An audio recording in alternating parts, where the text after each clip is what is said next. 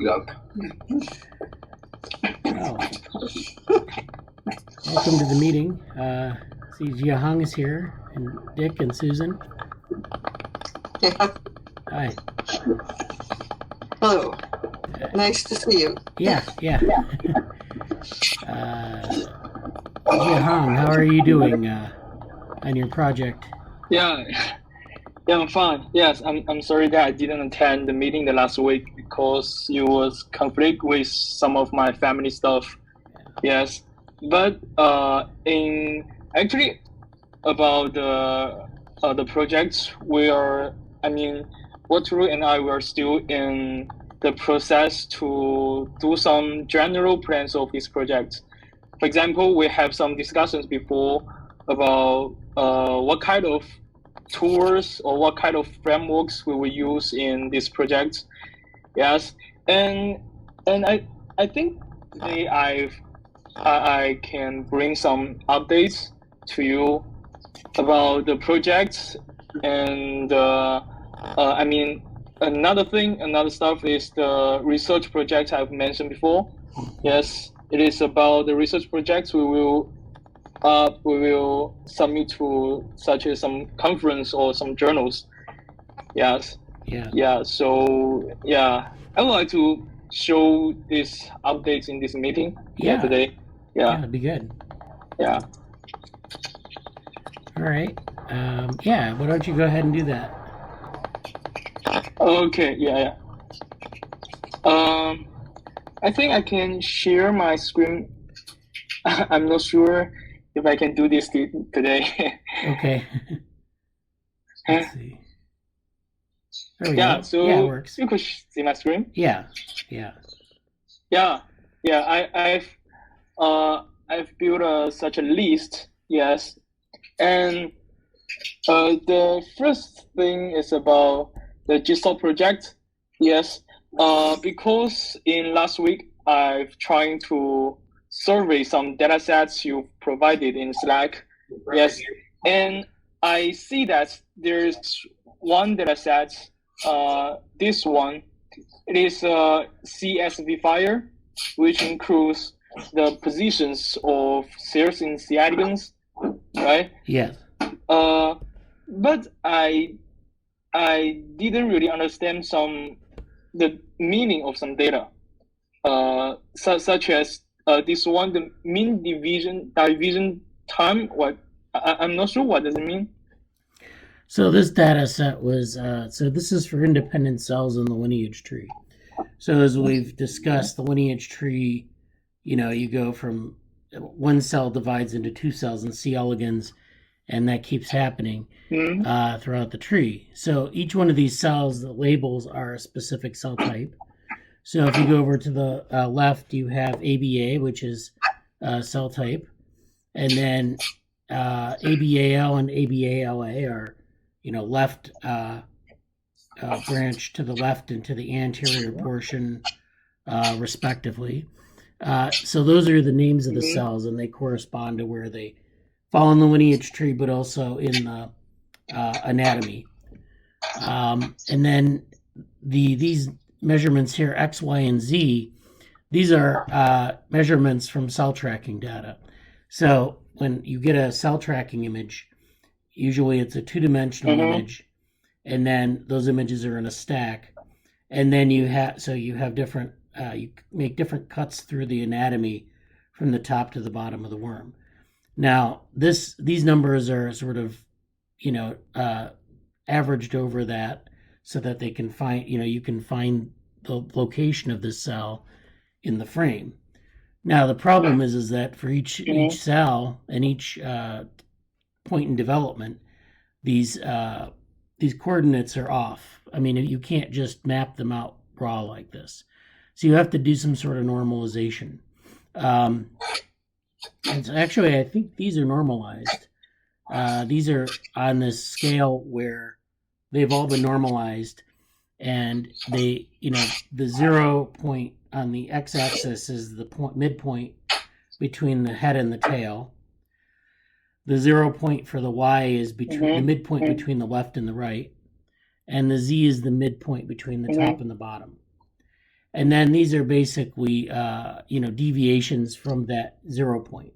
So if you see a large negative value, that's going to be, I think for the x coordinates, it's reversed so that the negative is anterior and the positive is posterior. So the A, B is anterior. Those are all negative. The Y is, so I think the negative is left and the positive is right. So you can see here, ABAL is AB anterior left, and that's negative for the Y axis. So that's off to the left. And then Z is, I believe the negative is what they call ventral, which is to the bottom, and positive is dorsal, which is to the top. And so that's how you measure that. You can plot these out as a point cloud, and you'll see these values. You'll see where the cell falls in this. It's a spherical type thing. It's kind of oblong because that's the shape of your worm. But they're all sort of these averages across different worms and across different stack photos. Okay. Oh, so do you have the original data set of this CSV file? Yeah, so this originally comes from a data set. It's one of the links. I'll straighten it out after the meeting in terms of where it comes from, but and you can, I'll show you our onboarding guide. I think our onboarding guide might have some information about that as well for you, like direct links. So then the mean division time is, so the idea is that each of these cells have a time from 0 being the single cell. So when the cell is fertilized and it's a single cell, that's 0. And then you get this time to division. So AB is like, I think actually AB and P are 0. So it's like that one cell divides at 0, and then the clock starts running. And then you get ABA and ABL, which is this 42. And then, every time this cell divides, so you can see like ABAL is 55, ABALA is 74. So you're following that down the tree, and you're getting these divisions. So ABA and ABAL, that's one division step. That takes about 13 minutes for that division to happen from ABA to ABAL, ABAR. And so that's the way that works. And so these should form a tree. If you plot these out, you'll have a time from that when that single cell divides, and it goes out from there. And so you have about how many minutes from single cell to hatch? I think about 750 to 800 minutes. So it's, this is going to go through most of that time, all these data. And then, and then the volume, I think, is really the volume of the cell. It's an approximation of the volume. I wouldn't worry about that because that's something we were using for something else. But I think these first 4 or these first 5 fields are the ones you want to have, are the ones you want to work with. Yeah. Okay. Yeah. Yes. Yeah. Because I think our project is to build some kind of graph structure with the information of these positions of these cells. Yeah. So I think this data is quite useful. I mean. Yeah. And Well, also the time is going to be useful too. And the labels are actually useful because you can take the labels and they're, the AB is a sublineage of the one cell. So this is like a lineage where you have the biggest sublineage. If you read that paper I gave you on the Solston paper on the embryonic sublineage trees, they explain this whole nomenclature in that paper. They talk about all the sublineages and all that. Yeah. I've tried to take a look on that paper, yes, but I didn't gone through the whole paper. Yes, it's very long. Yeah, I know. I mean, it's more of a reference guide to this sort of thing. So. Yeah, yeah, yes, yeah, yeah. Because in my proposal and also the discussion with Waterloo, yes, we've separated the project into 4 stages, and it should be 3 stages. The first one is to convert the video to the process data, so that we can build such a graph on this process data. And the process data should include some position information of the cells. But because in last several weeks, I and Waterloo, we've tried to utilize the DevoWorm on these videos, but we found some bugs which are a little bit hard to fix in DevoWorm. So actually, at the moment, we're thinking about if we have the position data of these cells, maybe we can directly build the graph structure on these positions instead of, we can skip the first stage, which is to convert the video into the process data. And after that, after this whole progress, we would come back and think about the first stage. Yeah. I think, well, yeah. For one thing, with DevoWorm, you have to use a certain type of data. Like you have to use I know we had, you have to use a higher resolution data to get good results. And so, I would definitely try, I definitely use these annotations and then keep trying with the images. And then I've actually been talking to Mayuk, who was the originator of the core DevoWorm platform, and he was telling me he wants to start doing more with it, and so that's good. But also, I encourage you, if you find bugs, to report them as issues in the DevoWorm. Are you familiar with the issue board on DevoWorm in the GitHub? Yeah. Okay. So you could put bugs in there just to make sure we have them. Okay. Yeah. Okay. I will report this bugs in the issues. Yeah. Okay. Yeah.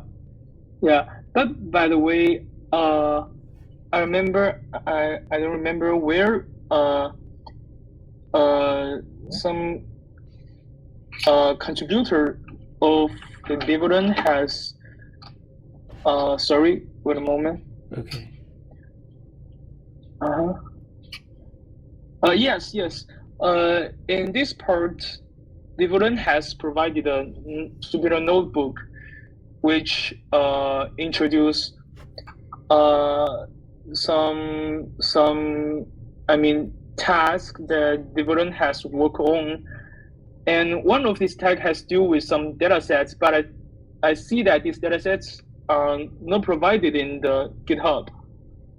So I'm wondering if I could obtain these data sets. I'm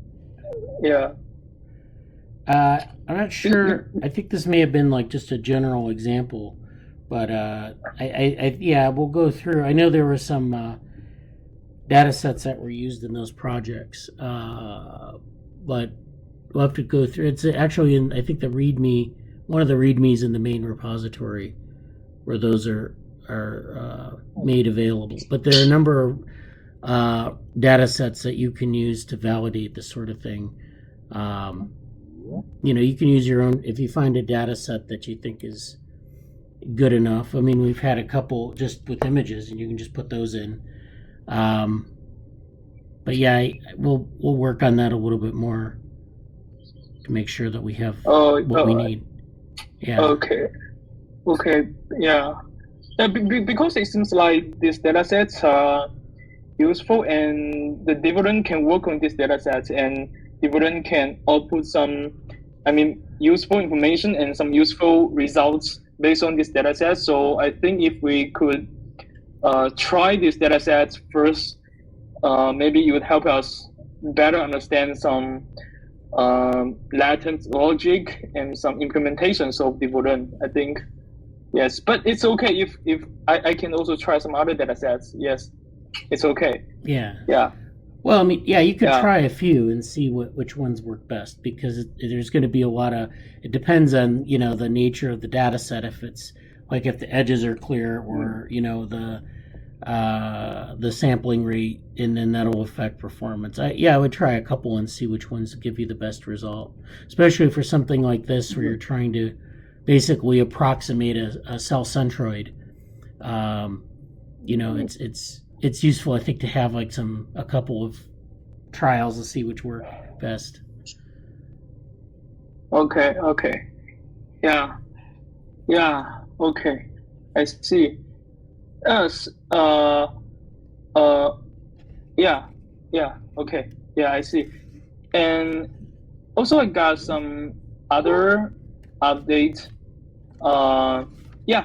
And during the previous discussions with Watero, we've discussed about some common use graph deep learning frameworks. Yeah. And hello? Yeah, I can hear you. Yeah. Okay.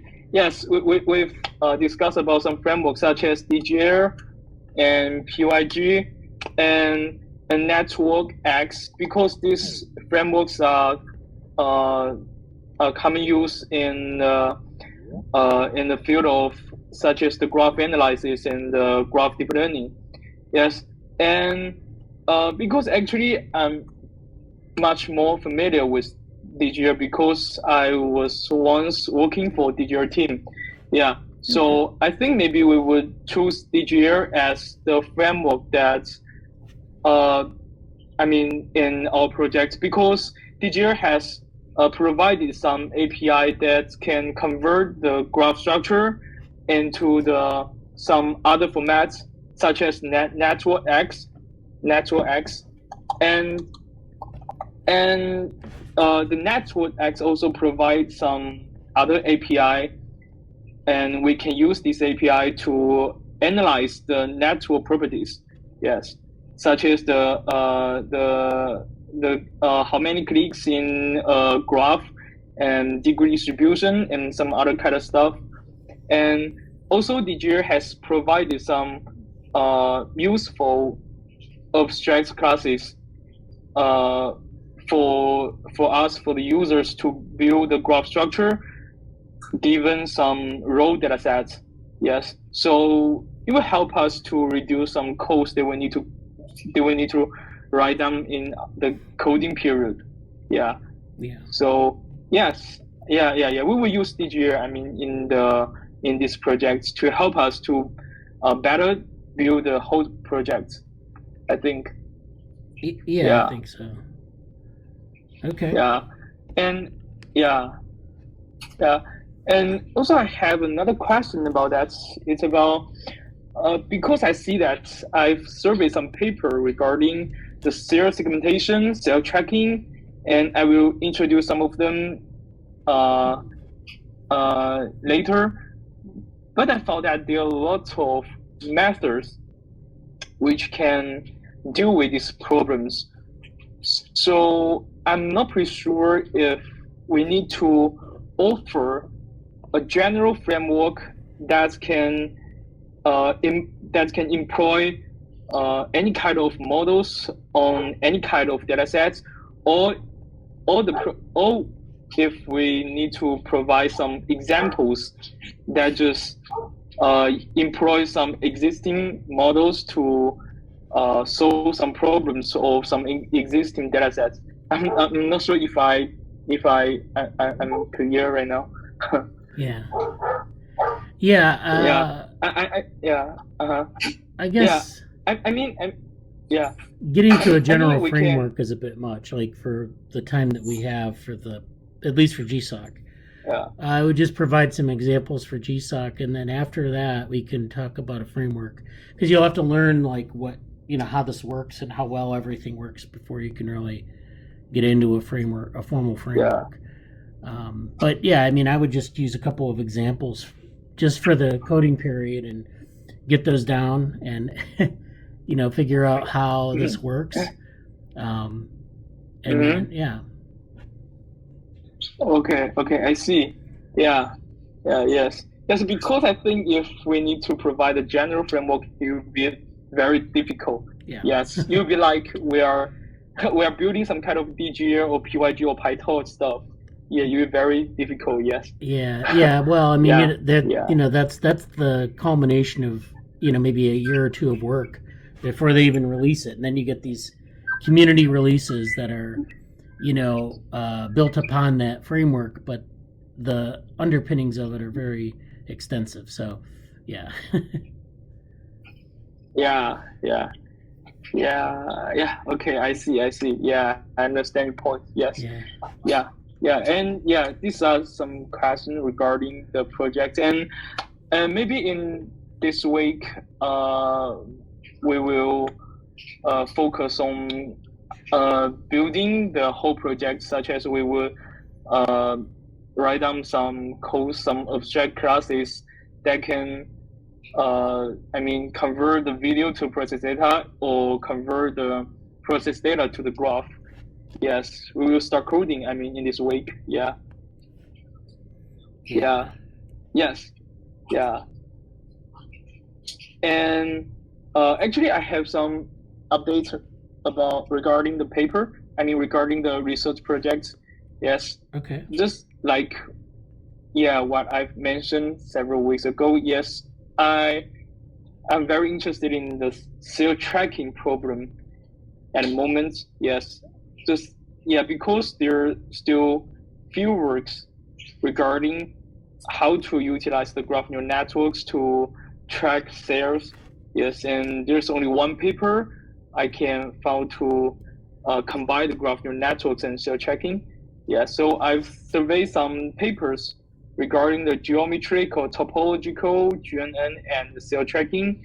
And in these several weeks, in the meantime, I will do some works for the GSoC project, and I will also survey some papers for the research project and the Learning on Graph conference. Yeah, so probably I think I can introduce some papers I've surveyed in this week. Is it okay? Yeah, that's good. That would be good. Yeah. Oh, yes, yeah. And the first one is about the geometric GNN. Yes, and the first one paper is the geometric graph convolutional networks, which has been introduced in the last week. Yes, and this paper is, these three items in this part are about the geometry graph neural networks or geometry deep learning, but I think they are coming from the different, respect of the geometric deep learning. The first one is to map graph data into the Latin space, such as the hyperbolic space, and to aggregate information based on the hyperbolic space. And the second one paper, which is the hyperbolic graph neural networks, is to think of the graph structure or graph data as in the hyperbolic space, and then map data into the Euclidean tangent space to employ the aggregation functions on that. And actually, I think they are different respects of the geometry GNN. And the second item is about the manifold learning, which is map the high dimensional data that have some redundant information into the low dimensional manifold. Yes, such as the hyperbolic manifold, hyperbolic space. Yes, and sometimes the manifold is the lattice structure of data, and I think the shape and geometry and topology, they are very related to the the embryos of C. elegans and embryos of these organisms.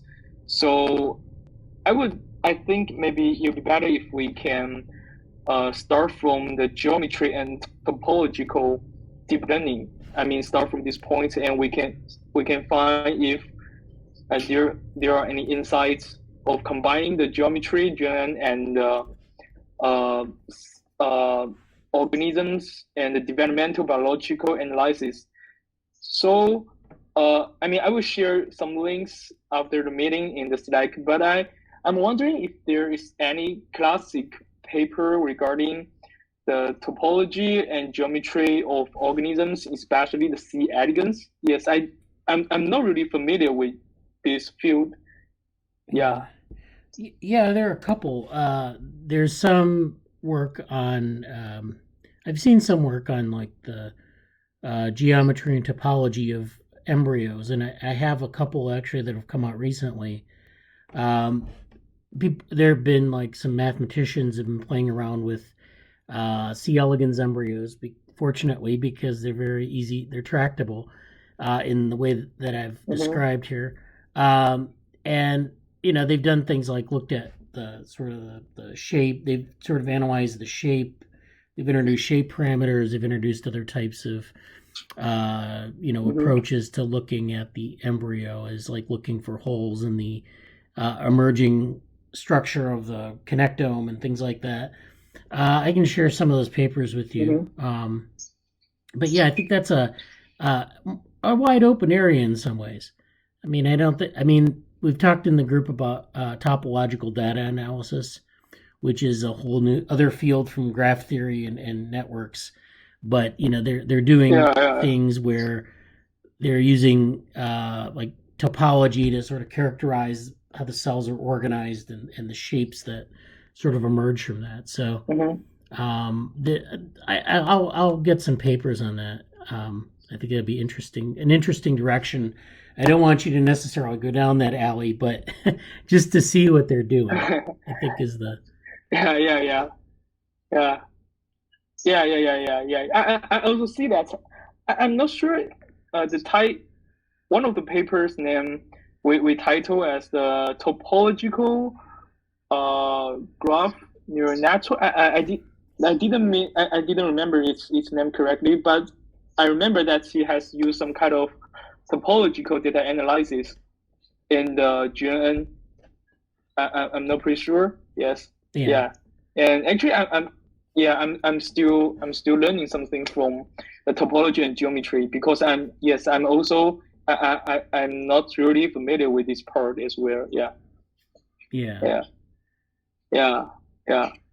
So and there's another part regarding the cell tracking. Yes, I've surveyed some papers, and it is these are not all the papers in this field, but I've tried to read some papers. Yes, and the first one is called I will share these links in Slack. Yes, and this paper, cell segmentation and tracking in phase contrast images using graph cuts with symmetric boundary codes. And this is a paper using frame-to-frame association algorithms. Specifically, I think it is a paper based on the cell segmentations.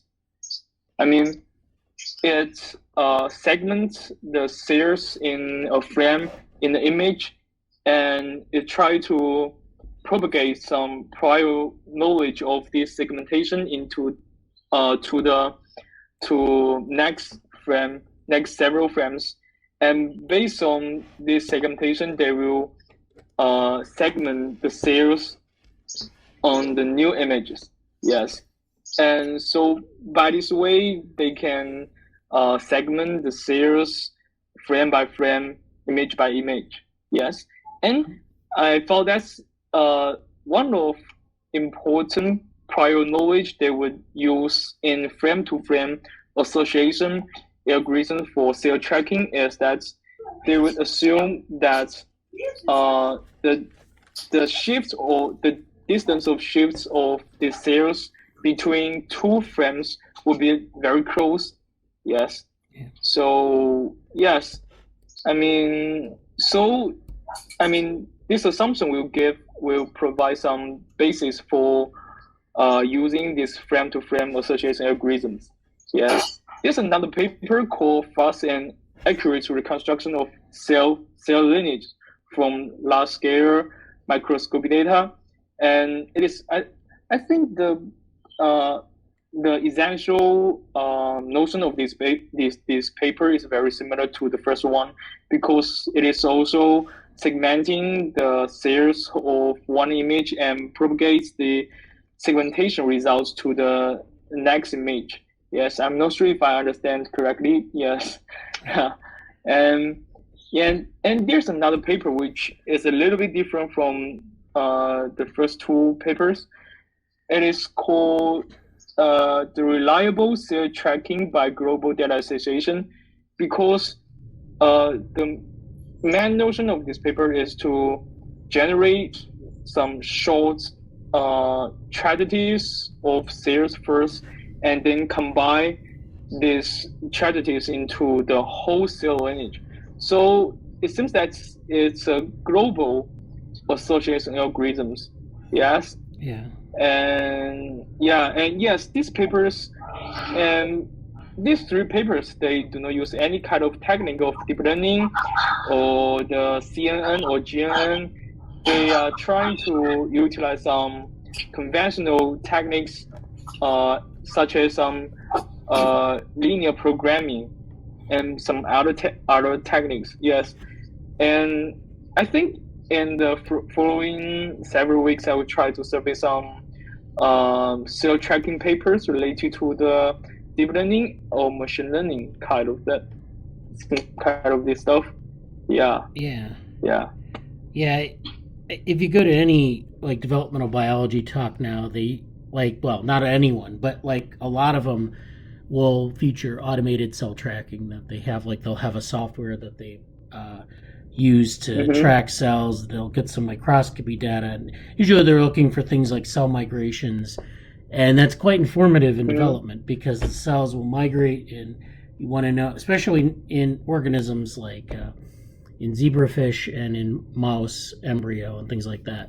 The cells migrate, and you want to find out if they're migrating together. You can get the tracks and analyze them.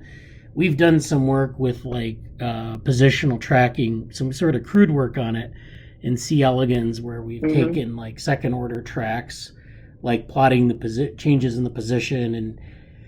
But yeah, that's something too that I think is useful for especially if a network is changing over time, because it's not just that the connections between the nodes change in the way you define them, but the positions of the nodes are kind of changing around, especially relative to one another. Yeah. So yeah,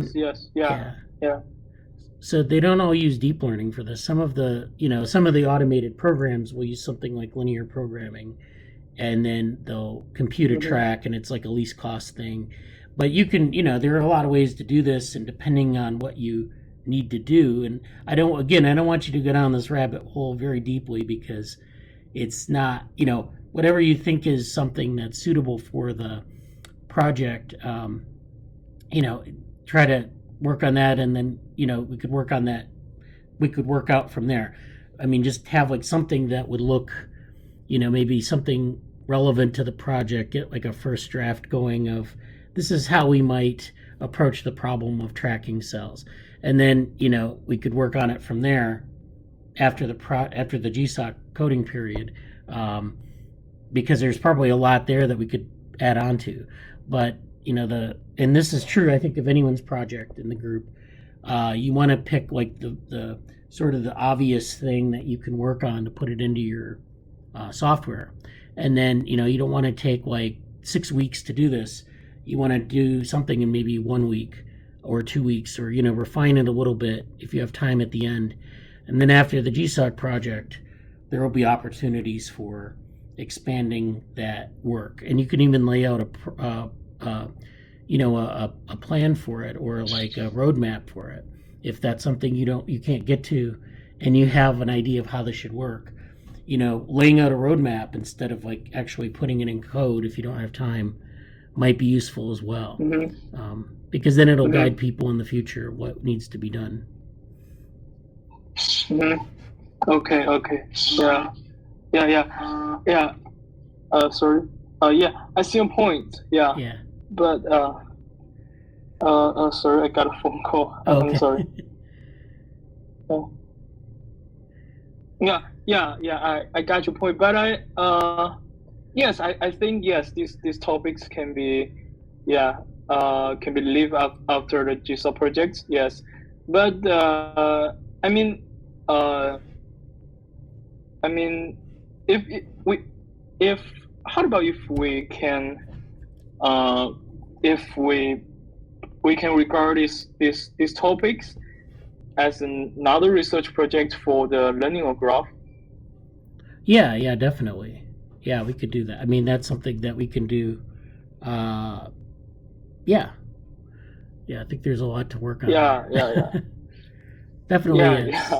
Yes. So yeah. That's what I mean. Yes, I mean, yes, we got a GSoC project. Yes, and we got some topics regarding such as geometry, GNN, or cell tracking. Yeah, and we can also put these topics in the GSoC project after the coding period. Mm-hmm. Yes, and we can also try to put these topics into another research project for the Learning on Graph conference. Yeah, right. Yeah. I think we can do this stuff at the same time. I mean. Oh yeah. If you this is a 175-hour project, so you'll be roughly working on it for 20 weeks during each week of mm-hmm. the coding period.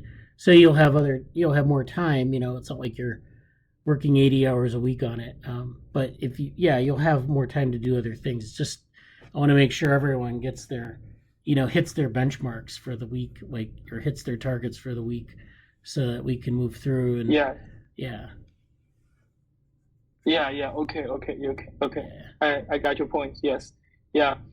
I think maybe in the following weeks I will try to put some targets for that week and the stuff I've done in the previous weeks in a documents, so that I can give a better updates for you in this meeting. Yeah. I think. Well, I like this Notion. Yeah. I like this Notion format. I know Jesse likes Notion, to just kind of outline things. Now, I wanted to show next. Or I don't know. We can have some updates from Harikrishna and Karan, but I wanted to show where maybe we can track issues at different stages. So in GitHub. So I'll talk about that. Okay. All right. Okay. Yeah. All right. Yeah. Thanks for showing that. That's great. Yeah. Okay. Yeah. Thanks. All right. Yeah. So, Karan or Harikrishna, do you have updates for us? Hi, Bradley. Hi. Regarding the digital microsphere project, I was like I told you, I had gotten to the contours part and I was generating more outlines for that embryo image data set. So I was going through 2-3 meshing algorithms, because after I have the 3D point cloud, I'll be using open 3D Python libraries meshing algorithms. So there are 2-3 of them. There's this meshing algorithm called the ball pivoting algorithm, and there's another one called Poisson reconstruction. So, I'm just seeing out of these two, which one would suit the model better. So this thing is new. Otherwise, regarding even Jiahang Lee's project, I think it's very, very similar to what DevoWorm was what Manag did, in his previous year. I think they've shared it with you because I was even going through their projects also, because we are planning on doing some sort of a collaboration with this DevoWorm project as well. So there's this, I think, useful resource that I think it might help him out, because this has benchmarks for both cell tracking as well as cell segmentation. I'll share it in the chat. Okay. So this is a pretty good site. It has a lot of resources about doing either of those things. Okay. So it's a pretty interesting problem. If you wanted to check it out, Jiahang. Apart from this, Yeah, I think that's mostly it. Okay. Good. So you're coming along. You think you're getting ready because I think this coming week is the coding period starting up. So Yes, I just yes. want to make sure everything is okay and no Yeah, stumbling. I've already done most of the things that I had outlined in the this week. I think I'll just get this part done earlier because the outlines part and all those things was supposed to be done from weeks 1 to 3, I think.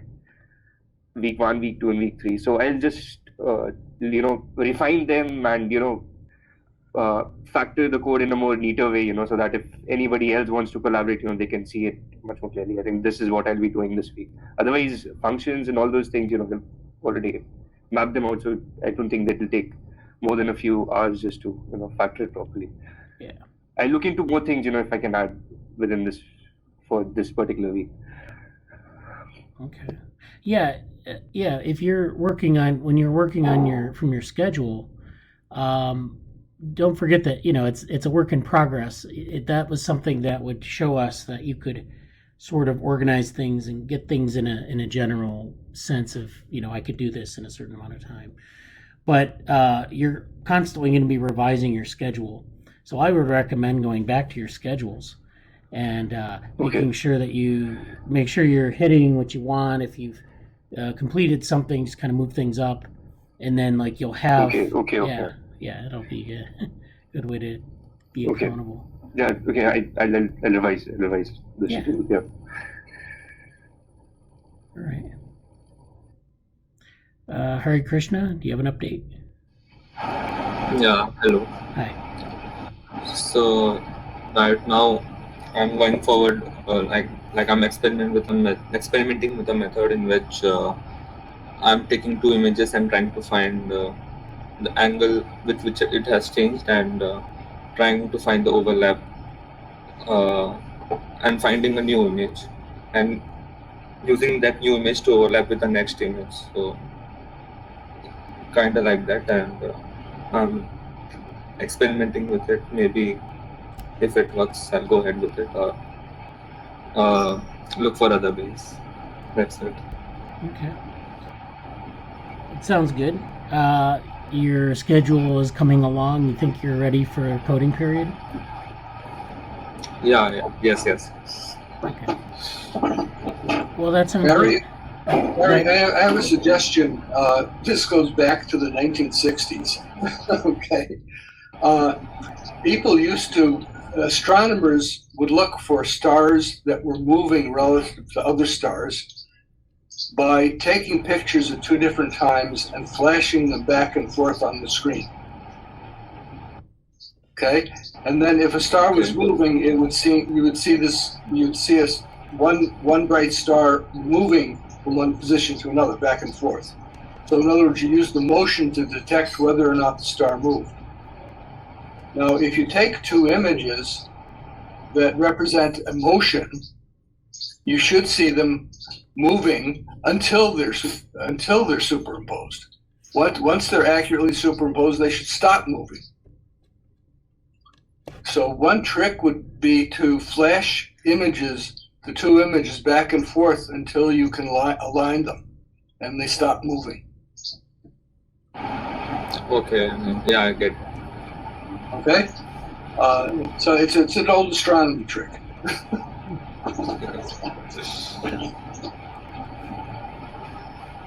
Yeah.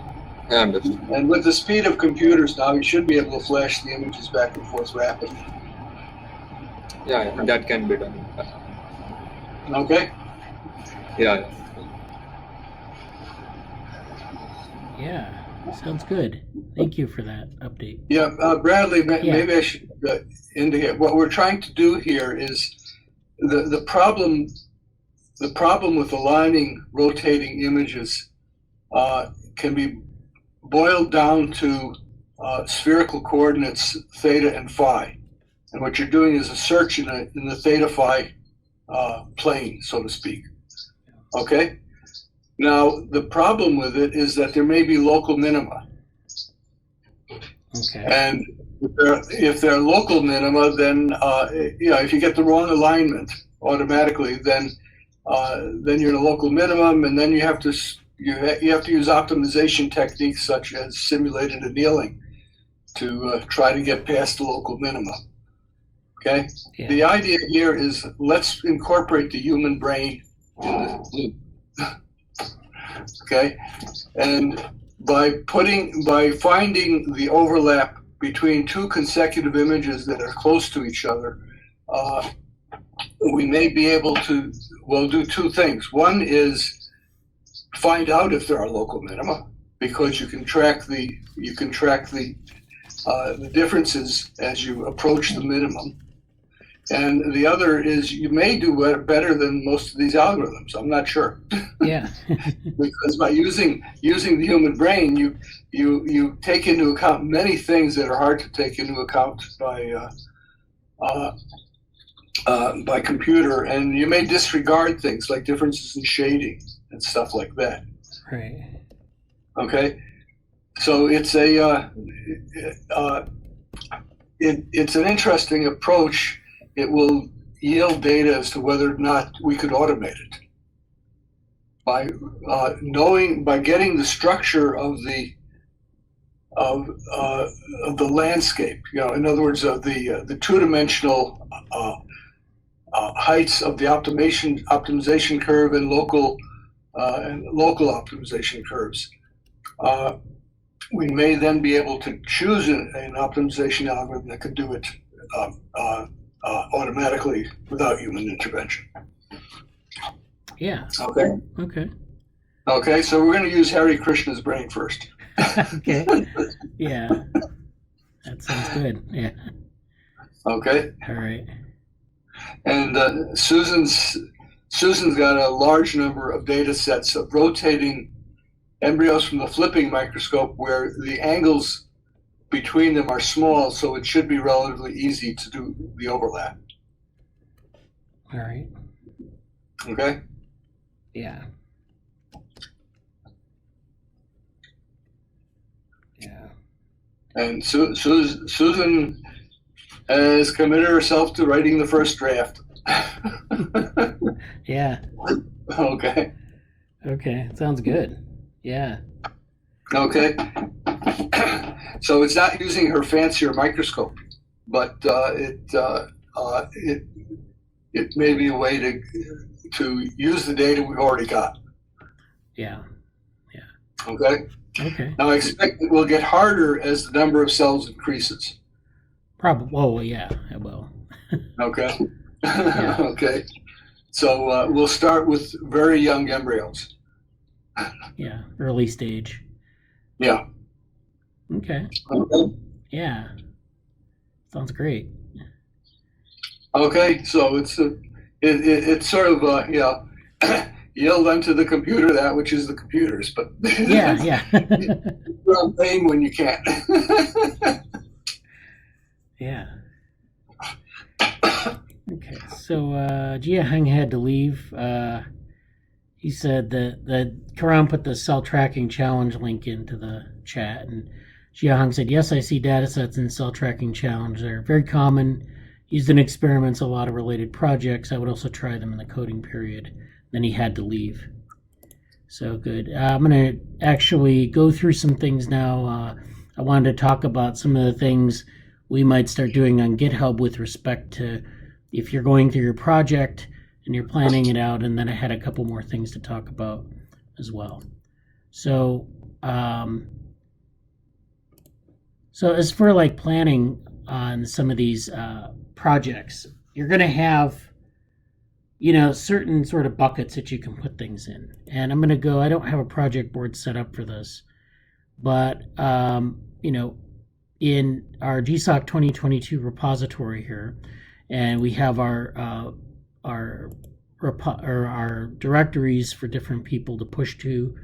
I think I've discussed this in a previous meeting, but one of the things I'd like to do is create a project board, and I haven't created it yet, where we have 3 buckets.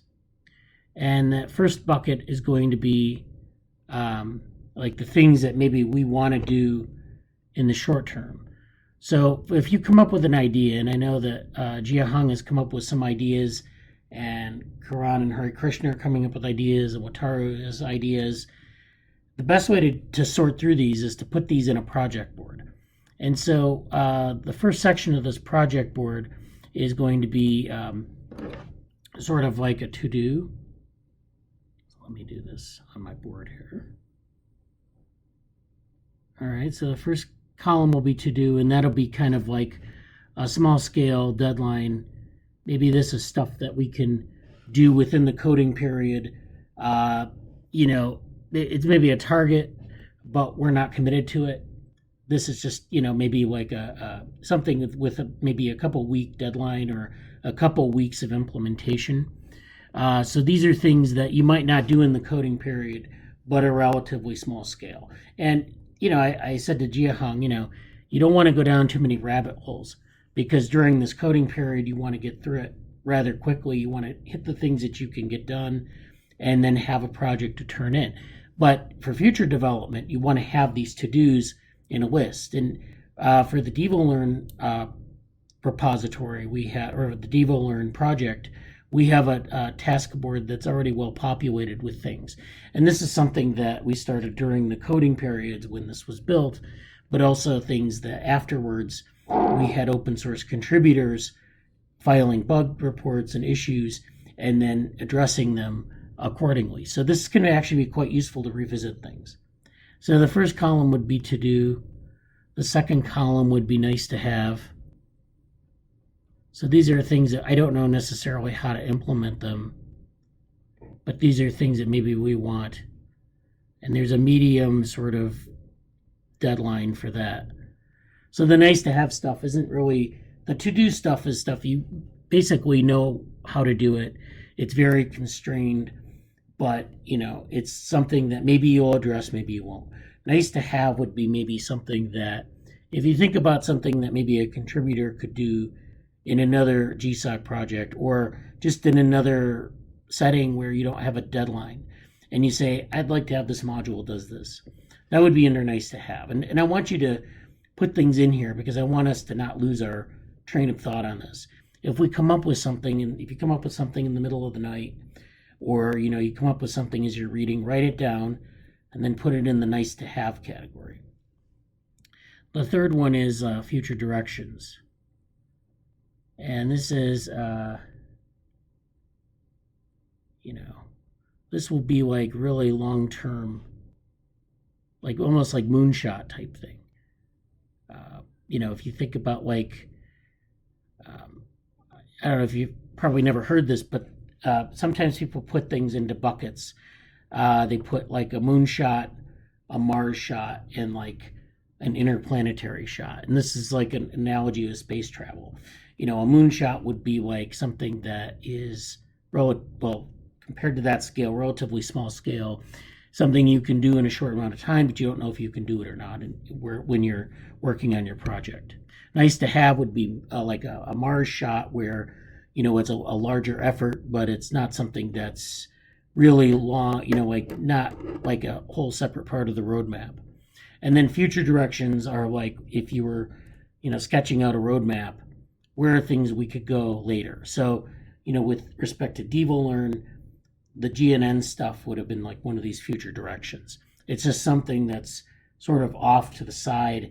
It's, maybe like if, for the GNN stuff, maybe like some sort of cell tracking algorithm or some sort of cell tracking package might be in this category.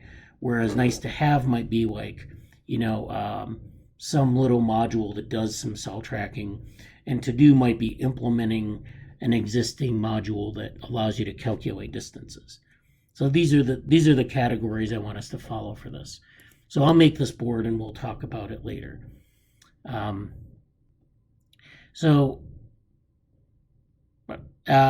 I have a couple things that I found interesting, and this is something that Morgan has been turning me on to some of these resources. So I know you met Morgan last week, but he's always putting resources in one of our other Slack channels, or our other Slack team, and I wanted to go over some of those.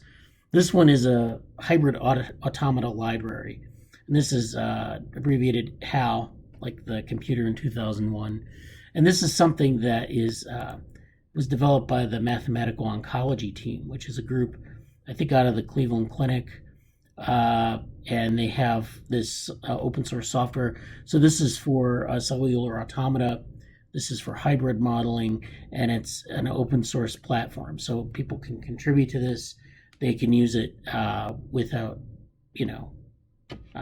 paying for it. And they basically have this set of resources. So this is a Java library that facilitates hybrid modeling. You can use these cellular automata, but they're also spatial models that have agent-based properties, and they have partial differential equation components. So these are things that we've been talking about in the group. This is a well-validated system for this. House components can be broadly classified into agent containers on and off lattice, so you can have containers with agents in them. Finite difference diffusion fields, so they have physics, with graphical user interface components, and additional tools or utilities for computation and data manipulation. So this is okay. So they're actually at the Moffitt Cancer Center as well. So that's in Florida. So this website Hello World, there's a lot of this 2001 referencing here, but it basically shows you, they have a nice open source, interface here where they're trying to get people to use the software and contribute.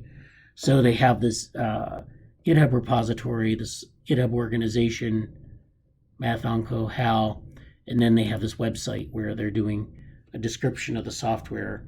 They actually published a paper in PLOS Computational Biology. So, and this is, this is what you can do with these type of cellular automata models. You can use differential equations to account for diffusion in a setting where you have a bunch of cells and they're signaling each other, and they're forming patterns based on local chemical gradients. So you have these cells here that are these agents in the agent-based model. You have these differential equations, which are diffusible factors, and they're interacting in this environment. So this is for cancer research, but it might be useful for developmental research. You can do 2-dimensional, 3-dimensional grids, and you can do different processes like birth-death dynamics. So cells are born and cells die, and that's an interesting set of dynamics.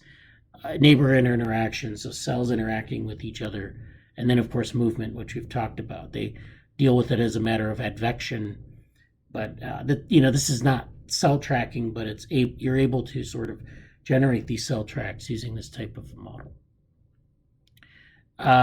Then this other thing here, if you're interested in some of these methods, and we've talked about this other platform called CompuCell 3D, and we've never really been able to get it up and working in this group, but it's an interesting model. And if you're interested in these computational models for developmental biology or computational biology more generally, this is a page that Morgan drew my attention to. It has a lot of different components to it. It's a summer school and symposium, but they have some of these sessions on YouTube. So they have sessions here from different perspectives. So if you want to model cellular networks using Python, there are a number of speakers here. James Glazier was the person who invented, I guess, CompuCell 3D. So there are a lot of different topics here. I think it's a free workshop if you're interested over the summer. But they have these YouTube videos that are sort of from last year's virtual symposium that kind of go over a lot of these methods. So they have parameter fitting, enzymatic modeling, network modeling, software testing, reproducible modeling, which means being able to get the same result over and over, and so forth. So that's something that you might want to check out. Let me put that in the chat.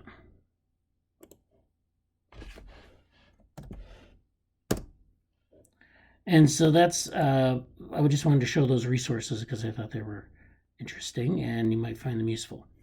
So Dick said he has a reference for how. Okay. Yeah, so Jesse says he can make a board if he has access. Actually, I can give you, that's going to be on the DevoWorm repository, so I can give you access to that, Jesse. So we can manage that board. And then I should give access to everyone and all the contributors for GSoC so that we can post things to the board. But I'll do that later. I'll get that set up. So this is on stochastic growth and form. This paper that Dick wrote in the 60s. This is a PNAS paper. So check that out if you're interested. And then, yeah. So Jesse said you can start making issues now too. Yeah, so this is, yeah. So we'll set that up and I'll send out a message. Also, I wanted to remind people, I know that I put a message in the Slack for all of our GSoC interns, and that is that I would like to get a personal description from each of you I'm going to put a blog post together on what we're doing in this summer. So I want to get like just a 2 or 3 sentence description of yourself, where you're going to school, your interests, maybe outside of GSoC, maybe within GSoC as well. And then send it to me in the Slack as a response to my DM. So I got something from Jiahang, and yeah, I hope, thanks for attending, Jesse.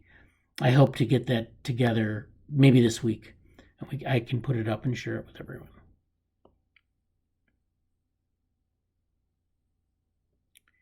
Okay. So do we have any other questions or updates?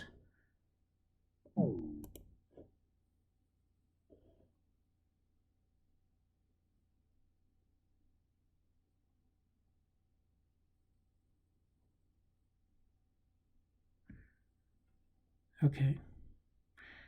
So yeah, next week we'll do more GSoC updates. This coming week is the beginning of the coding period, and we'll be working on these sort of side channel conversations about getting data. And Susan's really excited about doing some things with the microscopy data, and we'll be doing more updates on some of the projects, and we'll start moving forward on this. Okay. Thanks for attending. See you next week.